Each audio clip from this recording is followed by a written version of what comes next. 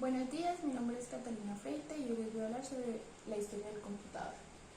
Podemos iniciar con el ábaco, que fue hecho en 1200 después de años de Cristo, y el ábaco pues, fue un artefacto que sirvió para efectuar operaciones simples como sumas, restas, multiplicaciones, etc. Tenemos la primera, segunda, tercera, cuarta, quinta y sexta generación. La primera generación abarca desde 1932 hasta 1958 y esta fueron computadoras con válvulas y cilindros magnéticos para almacenar información. La segunda generación va desde 1955 hasta 1963. Aquí la mayoría de computadores usaban transistores y son más rápidos y pequeños. En la tercera generación, que comienza desde 1964 hasta 1970, aquí pues se comenzaron a utilizar circuitos para adelantar el trabajo. Cuarta generación, 1971-1983, aquí se empezó a tener como la integración de componentes eléctricos, como con la aparición de el microprocesador, etc. Tenemos la quinta generación, 1984-1989. En esta generación se presenta la primera computadora personal, mucho más pequeña, mucho más adaptada a lo que es hoy en día la actualidad. Y tenemos la sexta generación, que es desde 1989 hasta la actualidad, o sea, hoy en día. Y pues los computadores de la actualidad cuentan con una combinación en la arquitectura y es un poco paradigmática. Tenemos las partes del computador, las cuales son el CPU, el procesador, la tarjeta gráfica, la memoria, el RAM, el disco duro, la placa base, la placa madre, ratón, monitor y teclado. Dentro del software sabemos que el software representa pues todos los elementos del computador. En este caso estamos hablando de las cosas intangibles, todo lo que no podemos tocar del computador va referido hacia el software. En este se encuentran dispositivos tanto de entrada y de salida y pues por como se llaman, el de entrada pues nos ayuda a recibir información dentro del computador y el de salida que salga la información de ello. Tenemos los periféricos. Tenemos periféricos de entrada que, como lo dije, pues permiten la entrada de los datos al computador, y los de salida, la salida a lo externo. Tenemos el teclado, ratón, plumas de luz, bolsas de pizza, escáner, tableta digitalizadora, etc. Tenemos los periféricos mixtos, que son aquellos que operan de igual forma como de entrada y de salida. Y dentro de estos tenemos los smartphones, las pantallas táctiles, los discos rígidos, la memoria USB, transmisores de Bluetooth, modems, reproductores MP3, etc. ¿Cuál es la diferencia entre estos? Pues como su nombre lo indica, pues uno deja entrar información y el otro salir. Básicamente esa es la diferencia.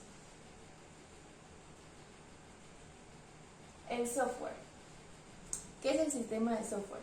Son elementos que nos permiten el mantenimiento del sistema global, como sistemas operativos, controles de los dispositivos, servidores, utilidades, herramientas de diagnóstico, etc. Dentro de esto podemos encontrar los cargadores de sistemas, los sistemas operativos, programas y utilidades básicos, BIOS y llamados de comandos. Tenemos tres software: software de programación, software de aplicación y otro. Tenemos el software de programación, que son diferentes alternativas y lenguajes para desarrollar un programa de informática. Entre estos podemos encontrar los NetBeans, Microsoft Visual Studio, GNexus, WinDev y Notepad. Dentro de los de aplicación tenemos que nos permite a los usuarios llevar a cabo una o varias tareas específicas en cualquier campo de la actividad. Entre estos podemos encontrar Word, Excel, Google Chrome, Adobe Photoshop y Audacity. Son los que usamos por lo general nosotros. ¿Cómo se distribuye el software? Dependiendo de su distribución. Este se distribuye mediante el uso de lotes, ya que un lote consta de archivos, valores de configuración, instrucciones de instalación, etc. Y esto lo que nos va a ayudar es a distribuir y gestionar toda la información que tiene el computador. ¿Qué es un sistema operativo y cuáles son sus sistemas principales? Un sistema operativo es el conjunto de programas informáticos que gestiona los recursos del hardware, que es todo lo tangible del computador básicamente, y previene servicios a los programas de aplicación de software como Microsoft Windows, Mac OS y Linux. ¿Para qué sirve un sistema operativo? El sistema operativo administra los recursos del computador, es decir, el software y el hardware, y es la estructura que pues en este caso soporta y maneja todo. Los componentes del sistema operativo son núcleo, controlador de dispositivos, gestión de procesos, gestión de memoria, gestión de almacenamiento secundario, sistema de entrada y salida, sistema de archivos, de protección, de comunicaciones, programas de sistemas, gestor de recursos e interfaz de usuario. ¿Qué es un archivo en informática? Básicamente es un contenedor de información en los que lo podemos guardar en un formato determinado. Tenemos tipos de archivo, tenemos de video, de animación, de imagen, de texto y de sonido. ¿Qué es una extensión de archivo? Una extensión de archivo es una cadena de caracteres anexada al nombre de un archivo. Habitualmente, pues esta está prehecha por un punto.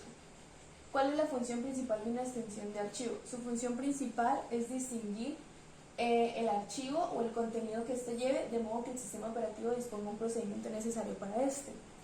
¿Qué es la organización de archivos? Es un proceso mediante el cual se desarrollan actividades de clasificación, ordenación y descripción de fondos documentales de las entidades, respetando los principios de la procedencia de estos. ¿Para qué sirve la organización de archivos? Esta sirve para adquirir la capacidad de identificar los distintos medios de almacenamiento, tanto secundarios como primarios, y manejar los fundamentos de los archivos. ¿Qué es un software de compresión? Este es el encargado de reducir tanto el peso y el tamaño del archivo o de la información, y la compresión nos permite deducir que la cantidad de información necesaria para almacenar un archivo. Esto no solo nos permite ocupar tanto menos almacenamiento, sino que también nos permite transferir más rápido dicho archivo por redes. ¿Para qué sirve este? Pues como ya lo habíamos dicho, es el encargado de reducir peso y tamaño de la información, por lo que pues hace más fácil el hecho de compartirlo o pasarlo de un lado a otro. Los medios de almacenamiento son todos aquellos aparatos que se utilizan para grabar los datos almacenados en la computadora de forma permanente o temporal. Almacenamiento, tipos de almacenamiento tenemos el primario y el secundario. El primario básicamente engloba aquellos dispositivos internos de la memoria, y el secundario son básicamente todos los externos.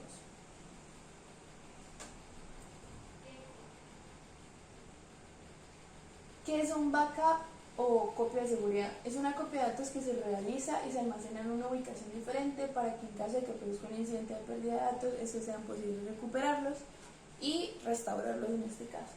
Tenemos tipos de backup. Tenemos copia de seguridad completa, diferencial, incremental y espejo.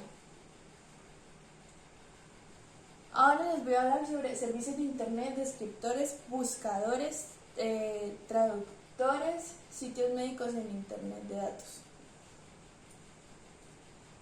¿Qué es un descriptor? Es el término por el cual efectivamente se indizará y por el cual se recuperarán los documentos referidos a su temática. Dicho de manera más simple y con una palabra o composición de palabras que define el contenido de un documento, podemos encontrar los descriptores en ciencias de la salud. Tenemos también DEX, que lo usan los profesionales de la salud como investigadores, estudiantes y algunos profesionales bibliotecarios. Tenemos MESH, que es el término que hace referencia a Medical Subject Headings y también conocido como encabezamiento de materias médicas. Tenemos temas médicos, descriptores en ciencias de la salud, por los cuales son utilizados. Este constituye la herramienta lingüística para la excelencia de realizar búsquedas bibliográficas de alta calidad en Medline. Como palabras claves tenemos Medline, Mesh, Tutorial, entre otros. Un buscador básicamente es un servidor informático especializado en la búsqueda de información en la web, y pues este nos va a arrojar un resultado de acuerdo a la consulta que hagamos. Podemos encontrar Google, Trover, Stayback, Yahoo, YouTube, Yandex, entre otros. ¿Cuál es la utilidad de los buscadores? Estos tienen un papel impredecible a la hora de buscar información en empresas, productos, servicios, entre otros. Podemos recuperar información en ellos, encontrar información especializada y tenemos diversidad de información.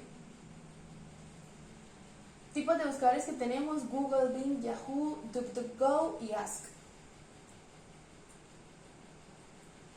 Tenemos también buscadores académicos. Dentro de estos podemos encontrar ReefSeek. De los 5 es el buscador más sencillo y eficaz en este caso. Tenemos Redalyc, que este forma parte de la revistas científicas de América. Traductores en línea. Un traductor online es un software informático programado para traducir textos de un idioma a otro. Algunos de ellos pueden interpretar más o menos, se tienen aproximados 150 idiomas. Tenemos Google Translate, Linguist, Deep, entre otros. Tenemos traductores en línea también, que tenemos Google Translate, Linguist, Yandex Translate y Word Reference. Como sitios médicos tenemos Mainline, Web Consultas, WebMed, EBSCO, F Salud, Organización Mundial de la Salud, de DM Medicina y la EBSCO Information Service, que es un portal de base de datos académicas multidisciplinarias especializadas en artículos de revistas. Búsquedas y sitios web médicos. ¿Qué significan las siglas www? Este es el sistema más utilizado para acceder a la información en Internet. Dicho sistema está formado por un conjunto de ordenadores conectados entre sí denominados servidores web. ¿A qué nos referimos cuando hablamos de esto? Las siglas para World Wide Web significa literalmente red global, por lo que también se le llama como la web. Y es uno de los sistemas más distribuidos de gestión para la información que usan Internet o la red para la transmisión de datos. ¿Qué es un chat? Un chat es un servicio de mensajería instantánea que permite comunicarse dos o más personas de forma inmediata y mantener una conversación por escrito en tiempo real. En este caso es el sistema más utilizado. También tenemos que es un email, que es un sistema de transmisión de mensajes o archivos de un terminal a otro en redes informáticas. Es uno de los mejores sistemas de comunicación en Internet. Tenemos lo que es File Transfer Protocol. ¿Cómo funciona? Es un protocolo que funciona para transferir todo tipo de archivos entre equipos conectados en la red, por ejemplo, el Internet.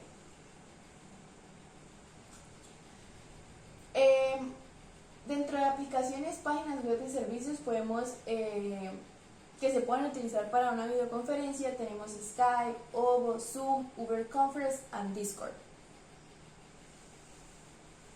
¿Cuáles son los parámetros de los CMS? Tenemos fecha de envío, validez del mensaje, desde 1 hora hasta 1 semana, dependiendo de la red y del operador que utilicen, número de teléfono del remitente y también pues del destinatario, y el número del mensaje que ha originado esto. Métodos de búsqueda de información en Internet. Tenemos el método de búsqueda activo, que este controla directamente cómo ocupan el sistema de búsquedas por patrones y abarca un sistema de comentarios. Y tenemos el pasivo, que son sistemas automatizados que permiten localizar la información, pero para ello se debe describir de manera correcta el objetivo. ¿Qué es un URL? Un URL es el mecanismo para los navegadores obtener cualquier recurso de publicidad en la web.